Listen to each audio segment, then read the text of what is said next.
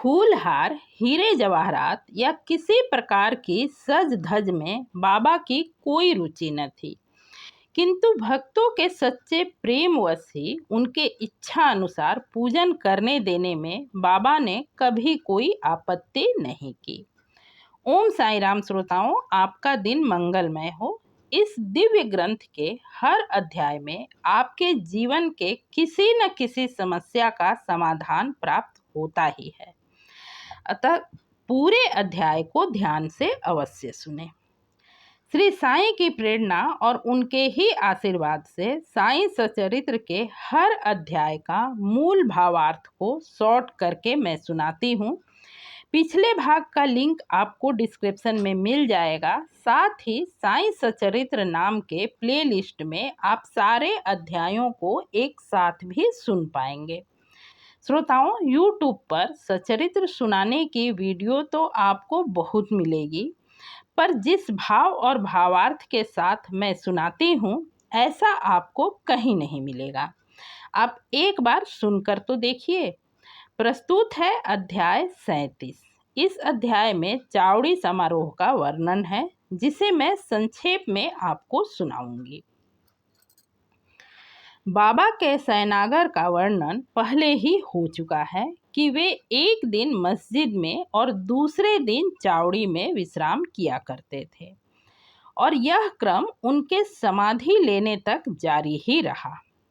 भक्तों ने चावड़ी में भी उनका पूजन अर्चन 10 दिसंबर 1909 से आरंभ कर दिया।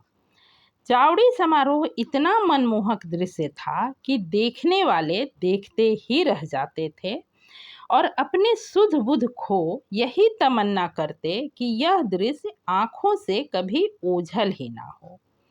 जब उनकी चावड़ी विश्राम की रात्रि आती, भक्तों का अपार समूह मस्जिद में इकट्ठा हो घंटों तक भजन किया करता।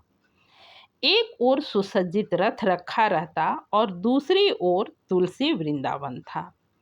सारे लोग ताल, करताल, मृदंग आदि लेकर भजन आरंभ कर देते। इन लोगों को चुंबक की तरह आकर्षित करने वाले तो श्री साईं ही थे। मस्जिद के आंगन में कोई तोरण बांधकर दीपक जलाता तो कोई पालकी का श्रृंगार करता। थोड़ी थोड़ी देर बाद साईं बाबा के जयकारे से भी आकाश गुंजायमान हो उठता। दीपों से जगमगाती मस्जिद ऐसी प्रतीत होती मानो मंगलदायिनी दीपावली ही विराजित हो गई हो। मस्जिद के द्वार पर बाबा का पूर्ण सुसज्जित घोड़ा खड़ा रहता, पर साईं बाबा अपने आसन पर शांत मुद्रा में विराजित रहते। तभी तात्या पाटिल, जो बायजा माँ के पुत्र थे और अपने घनिष्ठ संबंध के खातिर बाबा को मामा कहकर पुकारते थे, आकर उन्हें चलने की सूचना देते। बाबा तो सदैव की भांति अपनी वही कफनी पहने, बगल में सटका दबा, चीलम लेकर चलने को तैयार हो जाते। पर तात्या बाबा के कंधे पर एक सुनहरा जरी का सेला डालते। तब बाबा धूनी को प्रज्वलित रखने के लिए अपने हाथों से लकड़ी डाल उसके बगल में जल रही दीप को बुझा चावड़ी चलने को प्रस्तुत हो जाते। उनके मस्जिद से बाहर आते ही भक्तगण जोर के जयकारे के साथ ही विभिन्न प्रकार की अपनी वाद्य यंत्र को पूरे जोश भरे आनंद से बजाने लगते। बाबा के दोनों ओर लोग चंवर लेकर खड़े हो जाते और समारोह आगे बढ़ने लगता। तात्या पाटिल बायां तथा महालसापति दायां हाथ पकड़कर चलते। बापू साहेब जोग उनके पीछे छत्र लेकर चलते। इनके आगे आगे पूर्ण सुसज्जित अश्व श्याम सुंदर चल रहा होता और उसके पीछे भक्तों का समूह और भजन मंडली। साईं धुनी साईं बाबा के जयकारे से आकाश गुंजायमान करती हुई चलती।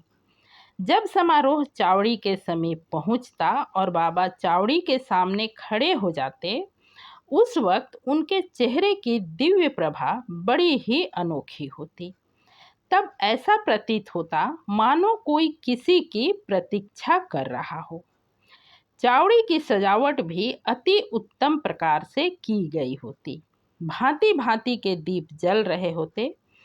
चावड़ी पहुंचने पर तात्या आसन बिछा तकिए के सहारे बाबा को बिठाते। फिर भक्तगण बाबा की पूजा अर्चना करते। एक चांदी की थाल में बाबा के पांव पखारे जाते। फिर फूलों के हार से सजाकर पान वीड़ा दिया जाता।